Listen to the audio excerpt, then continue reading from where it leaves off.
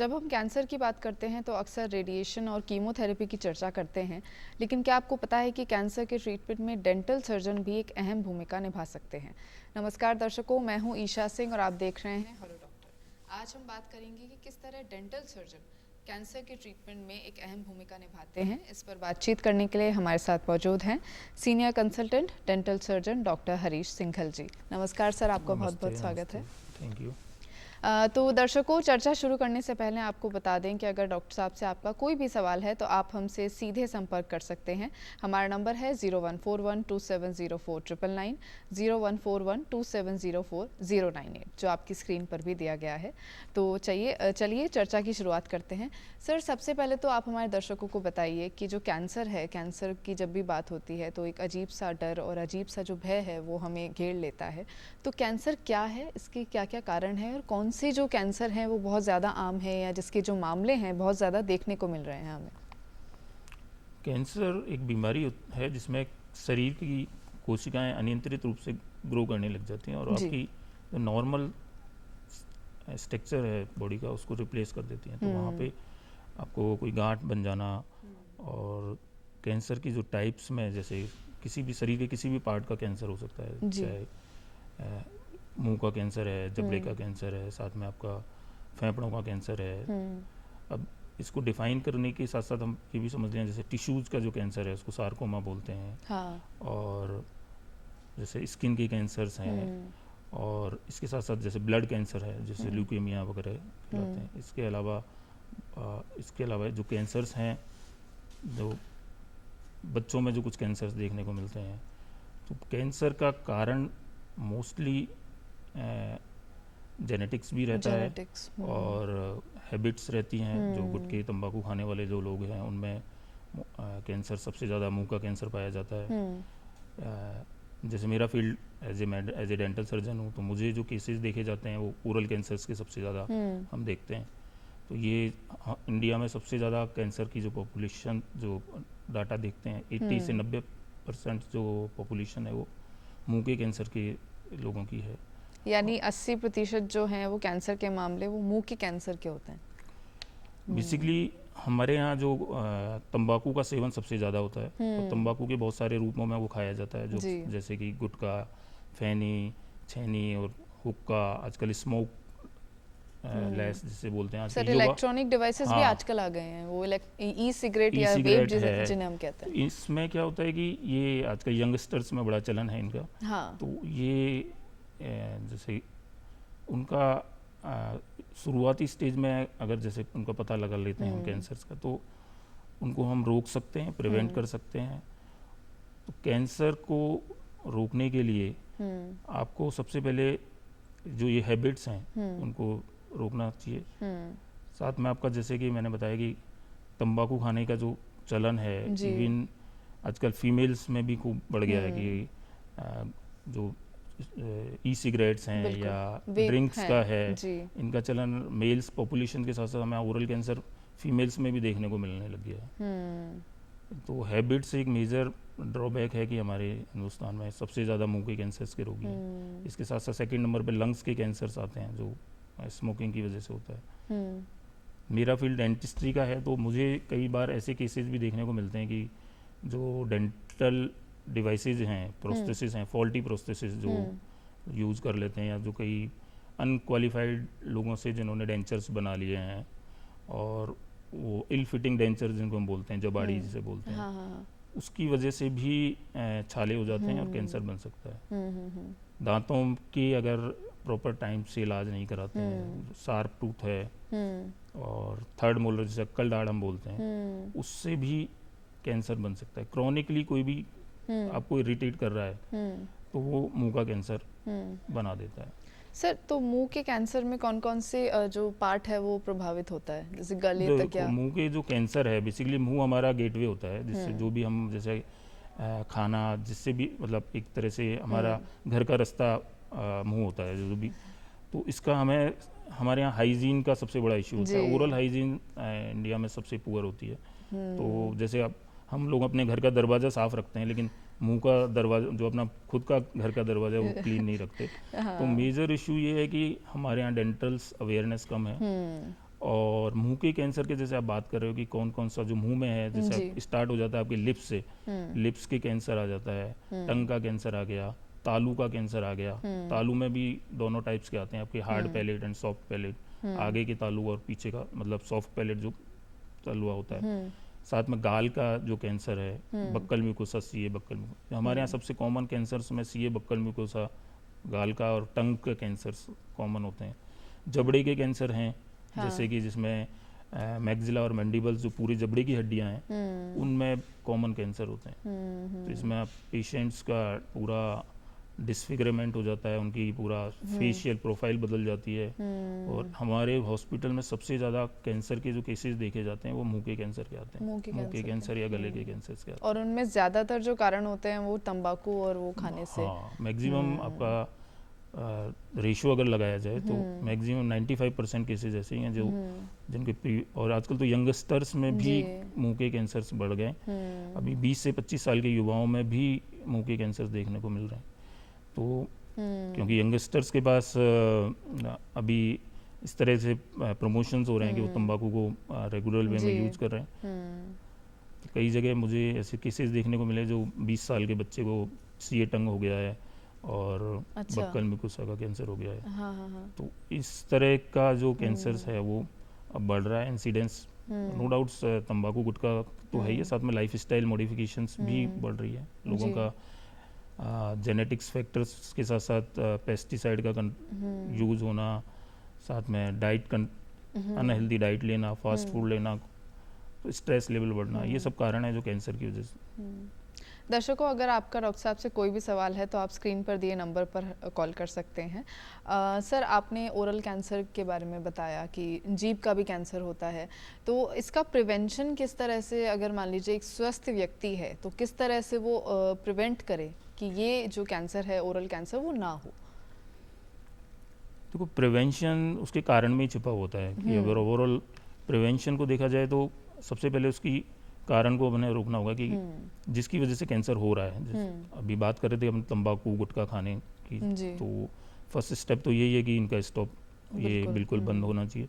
साथ में आपकी लाइफ स्टाइल पूरी तरह से ठीक होनी चाहिए कि ओवरऑल हमारा अनहेल्दी जो लाइफ स्टाइल है, क्योंकि इसकी वजह से कैंसर के साथ साथ और डिजीज़ भी हो रही है, जैसे हार्ट से रिलेटेड प्रॉब्लम्स है, डायबिटिक है, हमारा खान पान चेंज हो रहा है, डाइट चेंज हो रही है, स्ट्रेस लेवल बढ़ रहा है। तो ये सब चीज़ों की वजह से भी कैंसर बढ़ रहा है। तो प्रिवेंशंस में एक मेजर फैक्टर है कि हम अपना जिन वजह से कैंसर है उसका एक अवेयरनेस प्रोग्राम्स हों।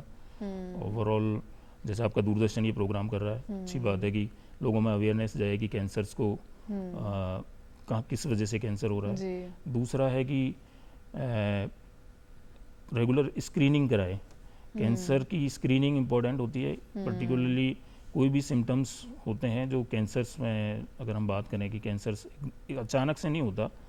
तो कैंसर इनिशियल स्टेज में अगर कैंसर को हम पकड़ लेते हैं तो उसका ट्रीटमेंट भी आराम से हो जाता है, इजी। उसकी लाइफ क्योर की जो रेट है वो अच्छी होती है। तो एक तो लाइलाज बीमारी नहीं है कैंसर, बिल्कुल, और पूरी तरह ठीक होने वाली बीमारी है। मतलब मेडिकल एडवांसमेंट्स इतने सारे हो रहे हैं कि और कैंसर को प्रिवेंट करने के लिए सबसे इम्पोर्टेंट है कि आप उसको स्क्रीनिंग करते समय, जैसे सपोज करो कि मैं ओरल कैंसर की बात करें तो आप रेगुलर डेंटल चेकअप कराएं। उसमें एक डेंटिस्ट एक सबसे इम्पोर्टेंट रोल रहता है ओरल कैंसर स्क्रीनिंग में। उस अगर आपका मुंह में कोई छाला है जो लंबे समय से हील नहीं हो रहा है और एक महीने से ऊपर हो गया है, उसको अब दवाइयाँ देने के बाद भी आपका छाला ठीक नहीं हो रहा है, तो अब उसको एक डेंटिस्ट इजीली आइडेंटिफाई कर लेता है कि ये कैंसर में कन्वर्ट हो सकता है। तो सर, इस बीच में आपको बीच में रोक रही हूँ, हमारे साथ एक कॉलर जुड़े हैं जी। Hello hello. हाँ हेलो ईशा, मैं भोपाल से डॉक्टर प्रदीप राव। हाँ जी सर, अपना सवाल पूछिए डॉक्टर साहब के लिए। डॉक्टर साहब क्या डेंटल कैंसर स्पेशलिस्ट है ना? हेलो। हाँ सर। हाँ जी सर। हाँ डॉक्टर साहब नमस्कार। नमस्ते तो डॉक्टर साहब जनरल क्वेश्चन पूछ सकता हूँ क्या कैंसर पे? General question. हाँ सर, बताइए सर। मैं ये पूछना चाहता हूँ कि इंडिया की मेल पॉपुलेशन में कौन सा कैंसर सबसे ज्यादा कॉमन है और वो फीमेल कैंसर से कैसे डिफरेंट होता है? जैसे फीमेल कैंसर में ब्रेस्ट कैंसर और सर्विक्स का कैंसर कॉमन है, तो वो दोनों में क्या इंडियन पॉपुलेशन में किसमें, मेल पॉपुलेशन में कौन सा कैंसर ज्यादा कॉमन होता है? एक तो ये। दूसरा आपने कहा था कि जिसमें फैमिली हिस्ट्री होती है उसमें इस तरह के चांसेस देते हैं ट्रांसफर होने के।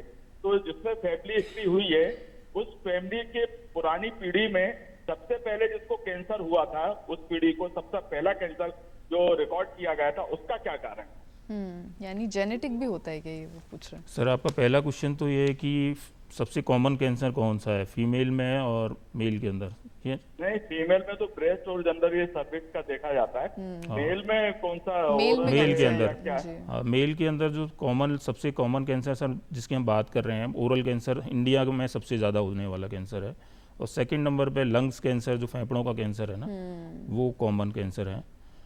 और दूसरा क्वेश्चन आपका है कि जेनेटिक्स का कितना इम्पोर्टेंट रोल रहता है, राइट सर?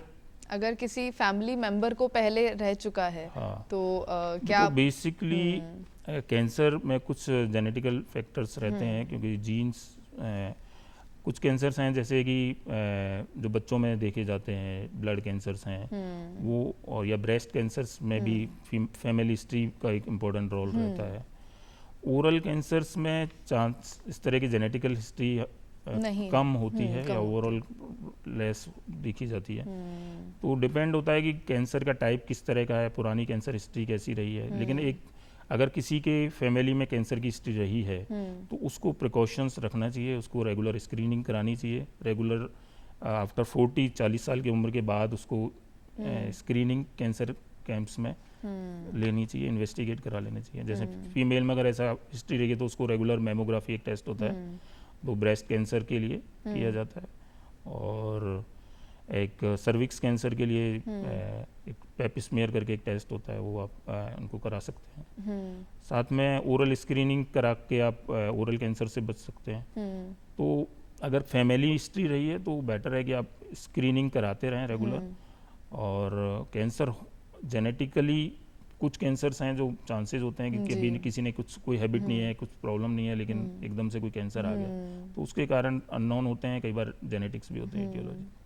दर्शकों, इस बीच आपको याद दिला दें कि अगर आपको डॉक्टर साहब से कोई भी सवाल है तो आप स्क्रीन पर दिए नंबर पर हमसे संपर्क कर सकते हैं। सर, आपने ओरल कैंसर के जो शुरुआती जो लक्षण हैं उसके बारे में बताया, तो एक अगर आप रेगुलर चेकअप कराते हैं, डेंटिस्ट के पास जाते हैं, तो कितने महीने में या कितने वक्त में हमें रेगुलर चेकअप कराना चाहिए दांतों का, और जो अर्ली साइंस हैं वो कौन से हैं, जैसे जो शुरुआती लक्षण हैं कि वेन है? आपका प्रश्न है जी। इसमें बेसिकली हमें जो गाइडलाइंस है उसके हिसाब से एवरी 6 मंथ, मतलब हर 6 महीने में आपको डेंटल चेकअप करा लेना चाहिए।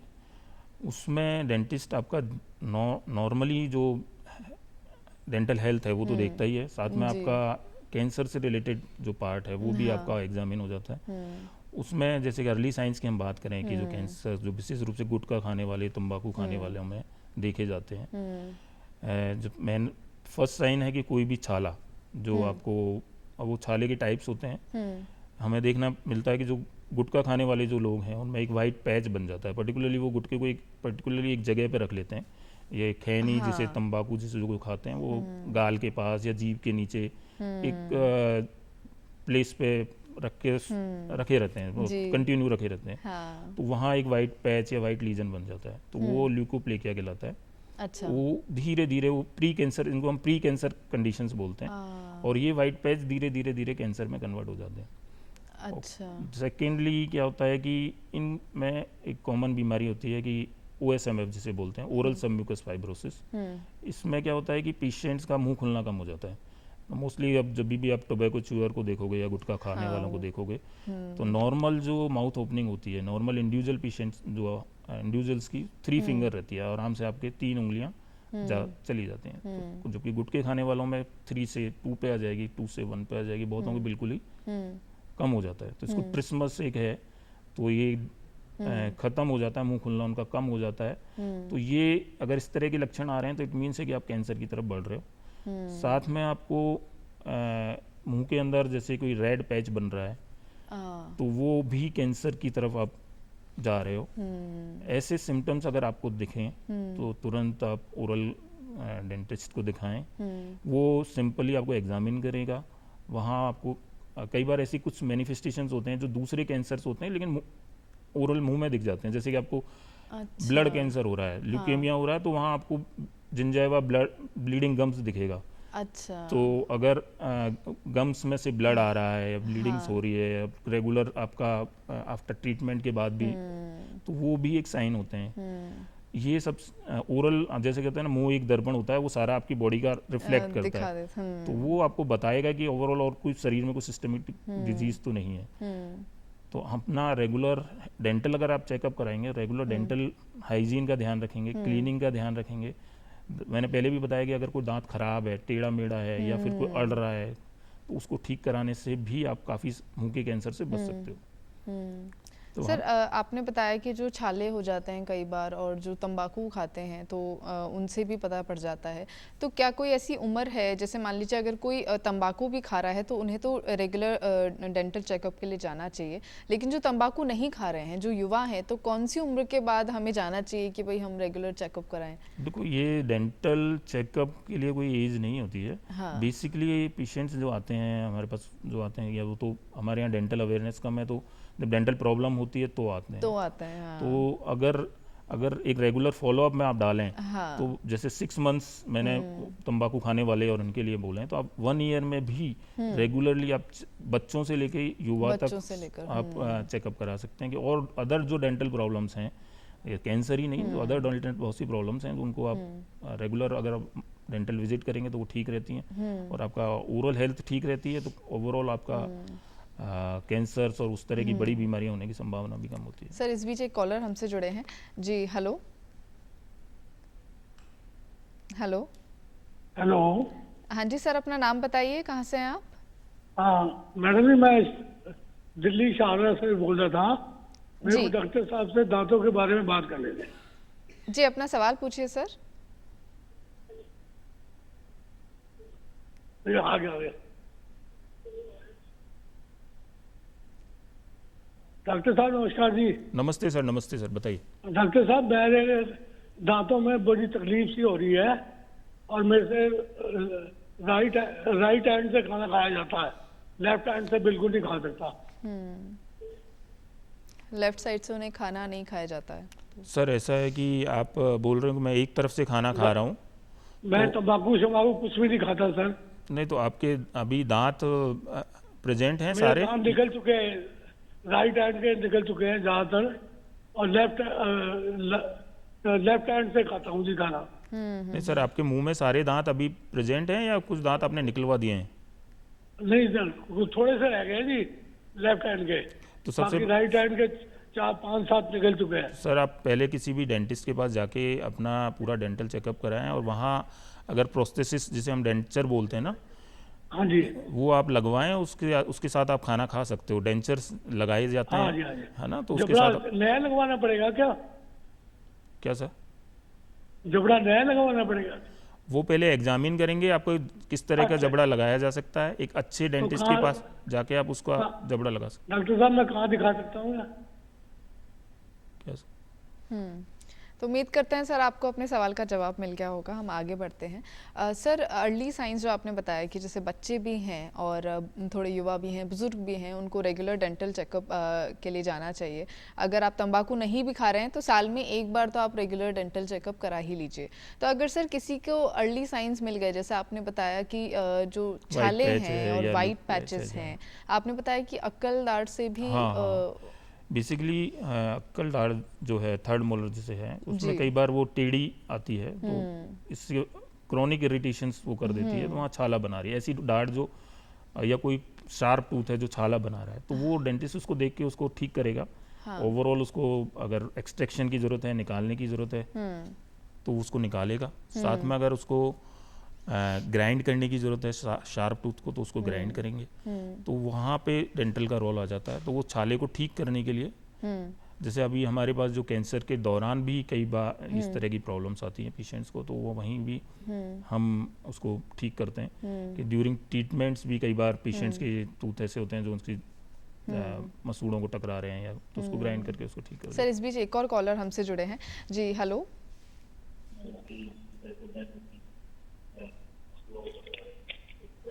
हेलो हेलो हाँ जी सर, अपना नाम बताइए, कहाँ से हैं आप? सर, मेरा नाम विक्रम, जी डिस्ट्रिक्ट जींद, हरियाणा। जी, अपना सवाल पूछिए सर डॉक्टर साहब के लिए। सर, मेरा नाम विक्रम है और मैं हरियाणा से हूँ। नमस्ते सर, नमस्ते। नमस्कार सर जी। सर, पिताजी को गले का कैंसर है सर, 6-7 महीने से। क्या बता सर आप अपने टीवी सेट से थोड़ा दूर होकर। जी सर।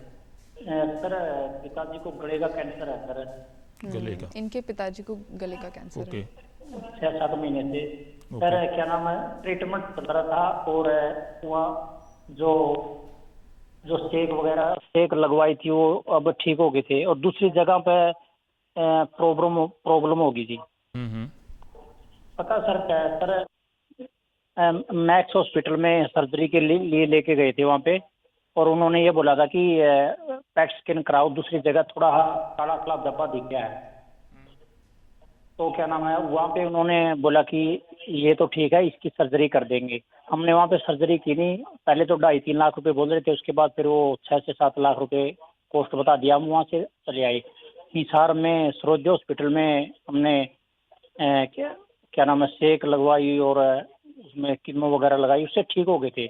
और अब 3 मंथ के बाद अब जो चेकअप करवाया है, पेट स्कैन कराई है, जो पहले दिल्ली मैक्स हॉस्पिटल में वहाँ पे जो पेट स्कैन करी थी उसी जगह पे वो बोल रहे थे कि नॉर्मल, उसी जगह पे अब प्रॉब्लम है, 4थी स्टेज पे चल रही है जी। आप कह रहे हैं कि कैंसर आपका वहीं दोबारा से आ गया है, उसी सर्जरी और जगह ट्रीट, दूसरी जगह पे मतलब वहाँ दोबारा? तो उसी जगह तो सर ओके है, वहाँ पे कोई प्रॉब्लम नहीं है। वहाँ तो पहली स्टेज बोल रहे थे डॉक्टर, पहली स्टेज है, आप ठीक हो जाओगे। वो ठीक होगी, उस जगह पे तो ठीक हो बोल रही। और जहाँ पे मैक्स हॉस्पिटल में जो पेट स्कैन कराया था दूसरी जगह पे, वो डॉक्टर ने बोला था कि यहाँ कुछ काला काला निशान दिख रहा है, इसकी टेस्ट कर लेंगे। वहाँ टेस्ट किया तो वहाँ नॉर्मल दिखाया उन्होंने, वहाँ कोई प्रॉब्लम नहीं थी। और जब 3 मंथ के बाद अब जो पेट स्कैन करवाते हैं डॉक्टर, तो उसी जगह पे अब 4थी स्टेज बोल रहे हैं। देखिए सर, आपका कहना है कि हमने दोबारा पेट स्कैन कराया और उसमें दोबारा से बीमारी आ गई है उसी जगह पे, यही आप कहना चाह रहे हैं ना? हाँ जी, दूसरी जगह पे। हाँ, तो सर ये देखो, अगर आप कई बार कैंसर ऐसा एग्रेशन नेचर का रहता है कि वो अपना सारा ट्रीटमेंट करने के बाद कीमोथेरेपी, रेडियोथेरेपी, सर्जरी, उसके बाद भी रिकरेंस के चांसेस रहते हैं। और अगर ऐसा है तो फिर दोबारा से उसको रेडिएशंस या अदर मॉडलिटीज़ के द्वारा उसको दोबारा ठीक किया जाता है। आप जहाँ कंसल्ट डॉक्टर्स हैं उनसे मिलें और ओवरऑल उसको जो उनकी गाइडलाइंस है उसके हिसाब से उसका ट्रीटमेंट लें, क्योंकि कैंसर में रिकरेंस होने के चांसेस होते हैं। अगर लेटर स्टेज में कैंसर का पता लगता है, एडवांस स्टेज में अगर कैंसर पता लगता है, तो कई बार बहुत जल्दी कैंसर रिकरेंस आ जाती है। तो इससे एक बार उनसे, जो डॉक्टर्स आपको सलाह दे रहे हैं, उनसे गाइडेंस के हिसाब से, उनके ट्रीटमेंट्स के हिसाब से आप चलें। सर आपने बताया था कि जैसे जो अर्ली डिटेक्ट हम कर लेते हैं, अगर किसी को फर्स्ट स्टेज का जो मुंह का कैंसर है वो डिटेक्ट होता है, तो उसका ट्रीटमेंट किस तरह से चलता है, डायग्नोसिस किस तरह से होता है, और एक डेंटल सर्जन जो है वो, डेंटिस्ट जो है वो किस तरह से अहम भूमिका निभाता है उसमें? देखो, अर्ली स्टेज में जो कैंसर का डिटेक्शंस में, जैसे मुंह के कैंसर की हम बात कर रहे थे, तो उसमें आपके डायग्नोसिस में पार्ट करते हैं। तो कोई भी सिम्टम्स हमें लगा तो उसको हम एक बायोप्सी, ब्रश बायोप्सी या पंच बायोप्सी करके उसको पता करते हैं कि ये कैंसर है या नहीं है। अर्ली स्टेज कैंसर्स वो कैंसर होते हैं जो लोकलाइज होते हैं, वो फैलते नहीं है, मतलब ओवरऑल उसी जगह पे कैंसर है और बॉडी के अदर पार्ट्स में नहीं गया है। तो उसी जगह पे लोकल कैंसर है तो उसको सर्जरी करके उसको उस जगह से हटा दिया जाता है, या अगर बहुत कम एरिया में है तो उसको रेडिएशंस करके उसको ठीक कर दिया जाता है। अगर कैंसर स्प्रेड हो गया है, लेटर स्टेज में आता है और बॉडी के अदर पार्ट्स में चला गया है, तो उसकी सर्जरी, रेडिएशंस और कीमो, उसके पर्टिकुलर प्रोटोकॉल्स के हिसाब से उसको ट्रीट किया जाता है। तो सर मुंह का कैंसर भी स्प्रेड हो जाता है? हाँ, अगर मुंह का कैंसर भी, अगर आप मोस्टली केसेस हमारे पास जो आते हैं वो एडवांस स्टेज में ही आते हैं। तो वो अर्ली स्टेज में जो कैंसर आए, इसीलिए ये अवेयरनेस प्रोग्राम्स और ये प्रोग्राम्स किए जा रहे हैं कि ओवरऑल एडवांस स्टेज में ही कैंसर्स मैक्सिमम आते हैं, चाहे मुंह के कैंसर हो, चाहे ब्रेस्ट कैंसर हो। इंडिया में कैंसर अवेयरनेस बहुत वीक है, तो और मोस्टली केसेस इनिशियल स्टेज में, अगर स्टेज 1 स्टेज 2 में ही अगर हम पकड़ लें तो 80 से 90% केस पूरी तरह से ठीक हो सकते थे। जैसे अभी इन्होंने बताया कि गले का कैंसर था इनको, और गले का कैंसर उनका ट्रीटमेंट के बाद भी रिकरेंस आ गया। तो इस तरह की जो चांसेस एडवांस स्टेज वाले कैंसर्स में सबसे ज़्यादा रहती है रिलैप्स होने के। अर्ली स्टेज के कैंसर हैं उनमें रिलैप्स होने के चांसेस कम से कम रहते हैं, ट्रीटमेंट अच्छा होता है और पेशेंट्स की क्वालिटी ऑफ लाइफ भी अच्छी होती है। अब ड्यूरिंग ट्रीटमेंट जो आप पूछ रहे हैं कि डेंटिस्ट की क्या भूमिका होती है कैंसर के दौरान, इलाज के दौरान, तो हमारा रोल कैंसर कि पेशेंट्स के डायग्नोसिस के साथ साथ ड्यूरिंग ट्रीटमेंट भी रहता है कि ओवरऑल पेशेंट, जब हेड एंड नेक कैंसर की पेशेंट की बात करें तो उन पेशेंट्स को रेडिएशन दिया जाता है। मोस्टली केसेस में रेडिएशन मुंह के अंदर, मुंह के कैंसर की जो जीभ का कैंसर है, टंग का कैंसर है के साथ साथ जैसे आपका गले का कैंसर है, तो वहाँ जब रेडिएशंस लगता है तो उसके कुछ कॉमन साइड इफेक्ट्स आते हैं, जैसे कि आपको जीरोस्टोमिया, जैसे मुंह में लार बनना कम हो जाता है, मुंह सूख जाता है, साथ में आपका म्यूकोसाइटिस, मुंह में छाले हो जाते हैं। ये सब चीज़ें एक कॉमन देखा जाता है। ऑस्टियोरेडियोनेक्रोसिस, मतलब रेडिएशन की वजह से जबड़ा कई बार गल जाता है। तो ये सब चीज़ें इसलिए होती हैं कि पेशेंट्स की ओरल हाइजीन कॉम्प्रोमाइज़ होती है। अगर पेशेंट्स अपना उस time during treatment oral hygiene proper नहीं रखेगा तो वो एग्रीवेटेड हो जाएंगे, उसको रेडिएशन कई बार रोकना पड़ जाता है। तो इनिशियल स्टेज में हमारे पास जब मतलब पेशेंट जब कैंसर ड्यूरिंग ट्रीटमेंट पे होता है तो सबसे पहले हम 15 डेज पहले वो डेंटल विजिट करता है। तो उस टाइम हम उसको देखते हैं कि कोई दांत कोई कॉम्प्रोमाइज़ तो नहीं है, कोई दांत में कोई इन्फेक्शंस तो नहीं है, जबड़े में किसी तरह का कोई प्रॉब्लम तो नहीं है। तो उसको हम पहले उसकी स्केलिंग करते हैं, क्लीनिंग जिसे बोलते हैं। तो ओरल स्केलिंग की जाती है, फ्लोराइड जेल एप्लीकेशंस किए जाते हैं ताकि वो रेडिएशन उसको प्रॉपर ले सके। साथ में उसको रेगुलर डेंटल विजिट की जाती हैं ताकि वो कोई शार्प टूथ जो उसको अल्सर बना रहा है उसको ग्राइंड किया जाता है। इसके अलावा जीरोस्टोमिया जैसे मैंने बताया, ट्रिस्मस इन रेडिएशन वाले पेशेंट्स को हो जाता है, मुंह खुलना कम हो जाता है। अच्छा। तो उसकी एक्सरसाइज और ये अर्ली डिटेक्शन में भी हो जाता है पॉसिबल? देखो अर्ली डिटेक्शन के बाद, अर्ली डिटेक्शन में तो तंबाकू खाने वाले, गुटखे खाने वालों में ट्रिस्मस कॉमन देखा गया है, और रेडिएशन इंड्यूस्ड ट्रिस्मस अलग है। उसमें क्या होता है कि रेडिएशन का साइड इफेक्ट है, जैसे अपन पेशेंट को कैंसर हो गया और पेशेंट को कैंसर होने के बाद उसका ट्रीटमेंट चालू होना है, उसका सर्जरी हो गया, उसका अब रेडिएशन होना है, पेशेंट को कीमो लगना है। तो पेशेंट जब रेडिएशन और कीमो पे जा रहा है तो उससे पहले हम डेंटल इवेल्यूएट करते हैं कि ओवरऑल उसको डेंटल की रिलेटेड कोई प्रॉब्लम्स तो नहीं है, नहीं तो वो ड्यूरिंग ट्रीटमेंट डिफॉल्ट हो जाएगा, उसको ट्रीटमेंट पूरा रेडिएशन वो कई बार करा नहीं पाएगा। तो उसके साइड इफेक्ट की वजह से वो कई बार ट्रीटमेंट डिले हो जाता है, ट्रीटमेंट को बीच में छोड़ देता है। तो इस केस में डेंटिस्ट की इंपॉर्टेंस ही आ जाती है। मतलब बहुत अहम भूमिका है उनकी। सर, अंत में मैं चाहती हूँ कि आप इस विषय पर हमारे दर्शकों को कोई संदेश, कोई मैसेज दें। देखो, हिंदुस्तान में सबसे ज़्यादा कैंसर जो हो रहा है वो ओरल कैंसर है, और ओरल कैंसर ऐसा कैंसर है जो आसानी से पता लगाया जा सकता है। मतलब आपके शरीर में कोई अदर पार्ट का कैंसर है, ब्लड कैंसर है, पेट का कैंसर है, वो उसको डायग्नोस करने में हो सकता है आपको पता ना लगे। रेगुलर ओरल हेल्थ का ध्यान रख के, रेगुलर डेंटल चेकअप करा के, रेगुलर ओरल एग्जामिन करके आप ओरल कैंसर को रोक सकते हैं। और उसको अगर कैंसर किसी को हो रहा है तो उसको अर्ली स्टेज में उसको रोका जा सकता है और पकड़ा जा सकता है। कैंसर के लिए सोशल अवेयरनेस ज़रूरी है। तंबाकू खाने वालों को मैं कहना चाहूँगा कि वो छोड़ें, क्विट करें। यंगस्टर्स को कहें कि हेल्दी लाइफस्टाइल जिएं ताकि ये कैंसर को हम प्रिवेंट कर सकें। तो दर्शकों, हमने जाना डॉक्टर साहब से कि देश में सबसे ज़्यादा जो कैंसर के मामले हैं वो ओरल कैंसर के मामले हैं। तो ये ज़रूरी है कि हम तंबाकू का सेवन ना करें, और अगर आप तंबाकू का सेवन नहीं करते हैं तो आप साल में कम से कम एक बार डेंटल चेकअप ज़रूर करवाएं। उम्मीद करते हैं आपको हमारा कार्यक्रम पसंद आया होगा। हम डॉक्टर साहब का धन्यवाद देना चाहेंगे जिन्होंने इस गंभीर विषय को बहुत ही सरलता से हमें समझाया। तो खुश रहिए, स्वस्थ रहिए, धन्यवाद। Thank you.